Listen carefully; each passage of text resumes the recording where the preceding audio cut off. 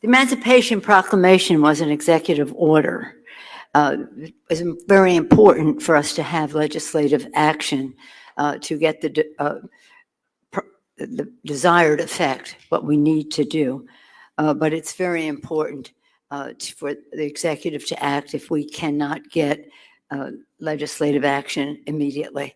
But there's no, in my view, there's no substitute for legislative. Now, let me just get back to the question, the larger issue about Putin's tax.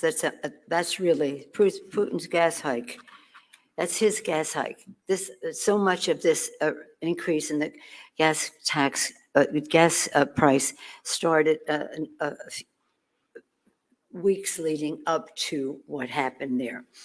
But it takes in the context of a larger increase in prices that have different reasons why we have inflation. Inflation sometimes, most frequently, accompanies lower unemployment. Lower unemployment, more inflation. We have to counter it. We have to recognize it, and we have to counter it. Supply chain shortages contribute lower supply, higher cost.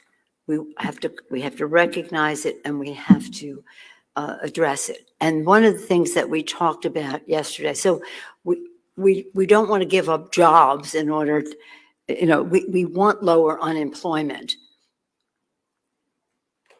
There will be some inflation that comes with that, but we don't want it can't be excessive. And all these other things contribute to it. So one of the sessions that we had spent a good deal of time on what we call the American Competes Act of 2022. And it addresses the need for us to have a big investment in chips so that we have more supply. It addresses, and that's $52 billion, over $40 billion in addressing the supply chain shortages, over $40 billion in there, and that will go a long way to increasing supply and then reducing the rising costs that go with decreased supply. And the third part of it is investments in education and research and the rest. And that's a place that we're proud of all of it, but we're very proud of that because that comes back to what I started with earlier: survival, success, transformation.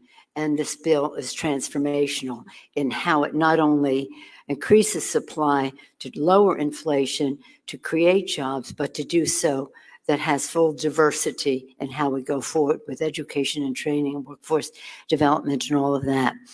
One other point I will make about it is that what we are doing in our legislation, what we would do in the Build Back Better, 17 Nobel laureates in economics said that legislation does not increase inflation. It is non-inflationary because of the way it is written. The imprimatur, if you get it, the kiss of death if you don't, the Joint Tax Committee has said that the BBB would add $100 billion so that is subtracted from the national debt, saves $100 billion over 10 years. But we have to live in a year where even though the bill's for 10 years, they measure it for 20 years. And the imprimatur said $1 trillion over 20 years is saved. So when we're having this discussion, it's important to dispel some of those who say, well, it's the government spending. No, it isn't. The government spending is doing the exact reverse, reducing the national debt. It is not inflationary, A.